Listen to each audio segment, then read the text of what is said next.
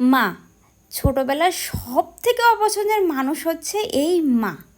মা তো এমন একটা মানুষ ছিল যে ছোটোবেলায় আমাদের শাসন করতেই ব্যস্ত থাকতো, মানে তার কাছে আমাদের গুণ বলে কিছুই ছিল না, সবসময় শাসন আর শাসন।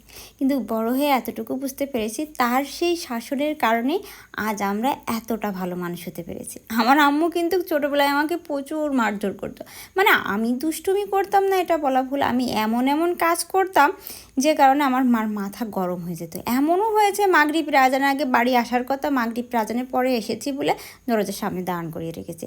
মারধর তো টুকটাক চলতোই, সেটা আর বলার মতন না, সেটা বিভিন্ন রকম অস্ত্রপাতি আম্মুর ছিল। তবে বড় হওয়ার সাথে সাথে আমার বেস্ট ফ্রেন্ড কিন্তু আমার মা। সময়টা অনেকটা ঘুরে গেছে, তাই না?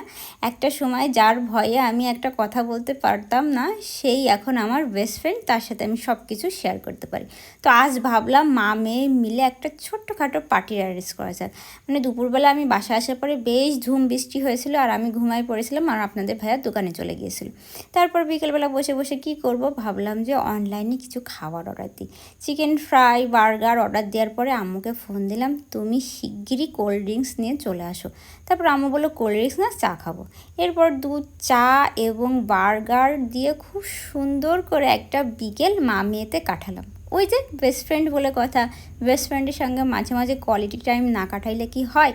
তো মা মেয়ে মিলে একটা সুন্দর সময় কাটালাম। আপনারা কারা কারা ছোটোবেলায় মার হাতে মার খাইলেও এখন বন্ধুর মতন মেশেন, সেটা কমেন্টে জানাতে পারেন। আর আমি কিছু কিছু কথা আঞ্চলিক ভাষায় বলি, সেগুলো ধরেও কিন্তু কমেন্টে লিখতে পারেন। বাই।